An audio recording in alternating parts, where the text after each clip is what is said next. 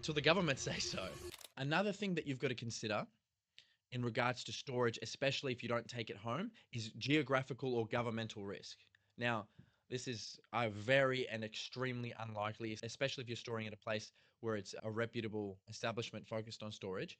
Everybody thinks that their assets are theirs until the government says so. If the government says that that house is not yours, the house is no longer yours. You don't own it.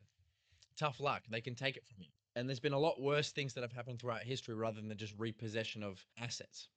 So another thing you've got to consider, especially when you're storing at a private facility at a bullion dealer that can go bankrupt by the whims of the government, if they decide so, you've got to consider about the geographical and governmental risk, because if it's not at your home, if you haven't buried it in your backyard or hid it somewhere very well, all it takes is for, say, this company to misbehave and them to be out of business by the government or another legal entity, and the bullion that you've stored there is either no longer yours or it gets liquidated to pay their debts. So that's another extremely unlikely, albeit unlikely, but possible scenario.